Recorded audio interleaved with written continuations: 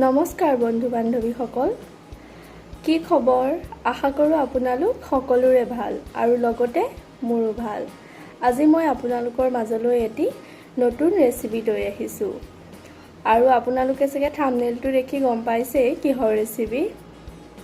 আৰু আশা কৰিছোঁ আপোনালোকে মোৰ ভিডিঅ'টো চাই সকলোৱে ভাল পাব আৰু পাৰিলে এবাৰ সকলোৱে ট্ৰাই কৰি চাব।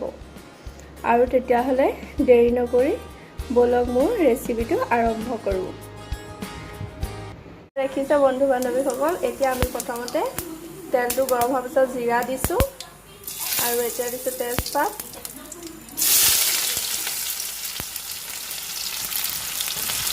এয়া পিঁয়াজ দিয়া হৈ গ'ল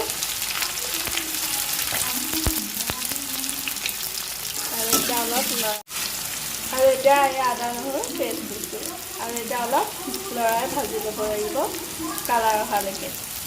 এয়া দেখিছে আমি মাংসটো অলপ আগতে ৰেডি কৰি ফ্ৰিজত ভৰাই দিছিলোঁ। ইয়াত দিছোঁ কেঁচা পিঁয়াজ, আদা নহৰু পেষ্ট আৰু কেঁচা জলকীয়া আৰু জালুকৰ গুড়ি দিছিলোঁ।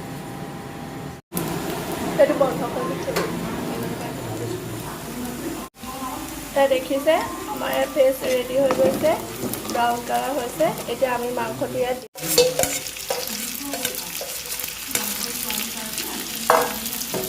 আমি ইয়াত নিমখ আৰু হালধি আগতীয়াকৈ দি থোৱা আছিলে নিজৰ সোৱাদ অনুসৰি।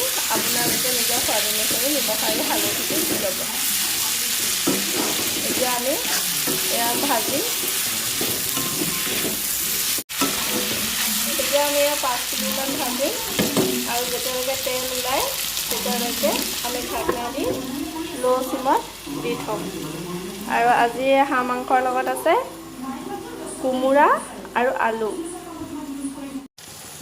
এয়া চব মাংসৰ পৰা তেল ওলোৱা আৰম্ভ কৰিছে আৰু এতিয়া আমি কোমোৰা আৰু আলু পেষ্টখিনি আৰু এতিয়া আমি অলপ লৰাই ল'ম। এয়া আমাৰ এতিয়া হৈ গৈছে, আমি এতিয়া ঢাকি দিম অলপ টাইম আৰু অলপ কমাই দিম।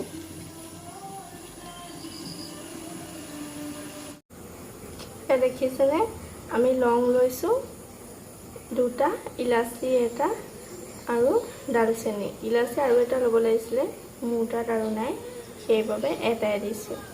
আৰু এই পেষ্টখিনি মই তেতিয়া পিচি লওঁ। এয়া আমাৰ হাঁহ মাংস ৰেডি হৈ গৈছে আৰু ইয়াৰ লগে লগে আমি ইলাচি, ডালচেনি, লং, এয়া আমাৰ আলু আৰু কোমোৰা সিজিলে আৰু তাৰ লগে লগে আমি এতিয়া ইয়াত গৰম পানী দিম।